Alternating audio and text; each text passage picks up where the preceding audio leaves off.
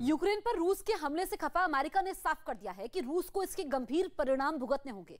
अमेरिकी राष्ट्रपति Joe Biden ने चेतावनी देते हुए कहा कि रूस को इसकी गंभीर कीमत चुकानी होगी। बाइडेन ने रूस के 4 बड़े बैंकों पर प्रतिबंध लगाने की बात कही। साथ ही यह भी साफ कर दिया कि रूस अब अमेरिका से और ज्यादा पैसे नहीं कमा पाएगा।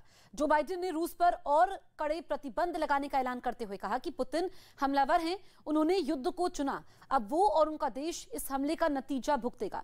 बाइडेन ने कहा दुनिया के ज्यादातर देश रूस के खिलाफ हैं। हालांकि बाइडेन ने भी साफ कर दिया कि वो यूक्रेन में अपनी सेना नहीं भेजेंगे, लेकिन नाटो देशों की जमीन की रक्षा करेंगे।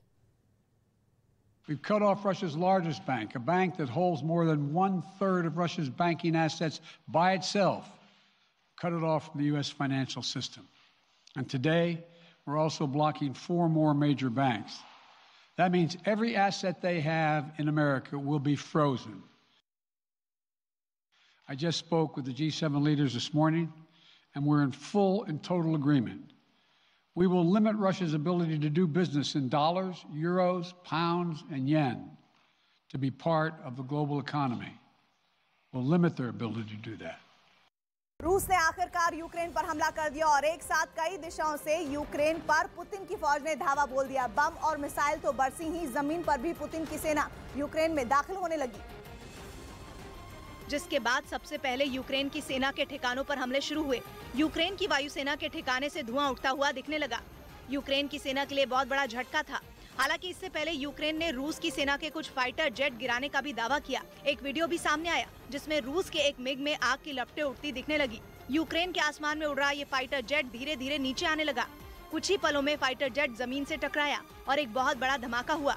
रूस की सेना की पूरी कोशिश हवाई हमलों से यूक्रेन की फौज को चौंकाने की रही।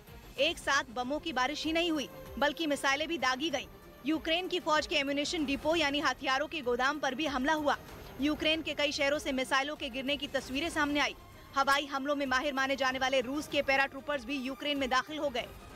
एक तरफ यूक्रेन पर हवाई हमले हो रहे थे तो दूसरी तरफ रूस की फौज जमीन के रास्ते से भी यूक्रेन में दाखिल होने की कोशिश में लगी थी। रूस की सेना यूक्रेन को पहले से पूर्व, उत्तर और दक्षिण दिशाओं से घेरे हुई थी।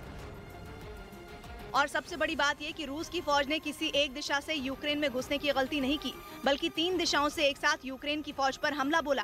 रूस की सेना के टैंक यूक्रेन की सड़कों पर चलते हुए दिखे। यूक्रेन में जैसे खलबली सी मच गई। मिसाइल के गिरने से हुए धमाके का एक वीडियो सीसीटीवी में रिकॉर्ड हुआ। धमाका इतना जोरदार था कि बिल्डिंग के अंदर शायद ना तो किसी की जान बची होगी और ना ही कुछ और बचा होगा। एक जोरदार ब्लास्ट और उसके बाद धूल का गुबार। अगले ही पल शोलों में धधकती हुई इमारत दिखने लगी।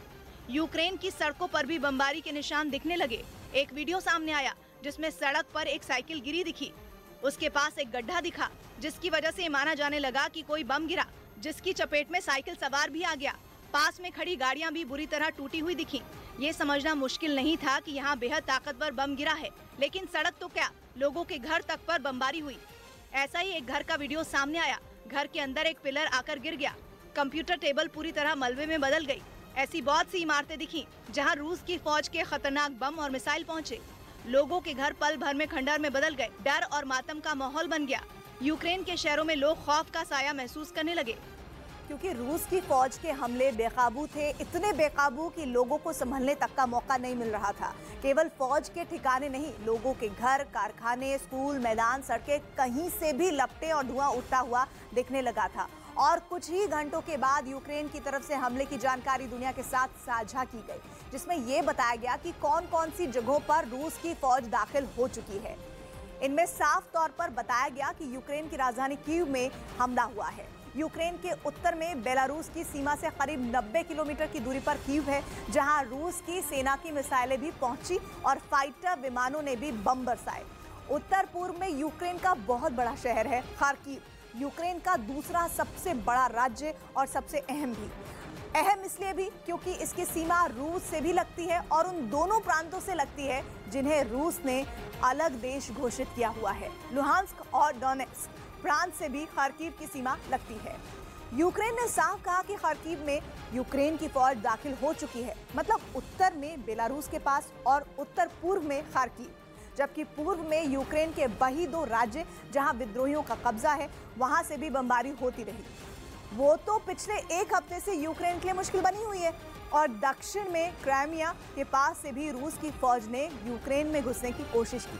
दक्षिण में काला सागर के पास यूक्रेन का एक शहर है ओदेसा, और ओदेसा में भी रूस के बम और मिसाइल पहुंची। अमेरिकी राष्ट्रपति जो बाइडेन ने साफ कर दिया कि उनकी सेनाएं रूस और यूक्रेन में जंग के लिए नहीं जाएंगी, लेकिन नेटो देशों की जमीन की रक्षा के लिए पूरी ताकत झोंक देगी। बाइडेन ने यह भी कहा कि नेटो अब पहले से ज्यादा एकजुट है। बाइडेन ने यूक्रेन पर हुए साइबर अटैक का भी जिक्र किया और बताया कि ये कोई भ्रम या अफवाह नहीं है। पुतिन ने खुद इस युद्ध को चुना है, अब उन्हें इसके परिणाम भुगतने होंगे। बाइडेन ने इस बारे में भारत से चर्चा करने की बात कही। Our forces are not and will not be engaged in the conflict with Russia in Ukraine. Our forces are not going to Europe to fight in Ukraine. As I made crystal clear, the United States will defend every inch of NATO territory with the full force of American power. And the good news is, NATO is more united and more determined than ever. There is no doubt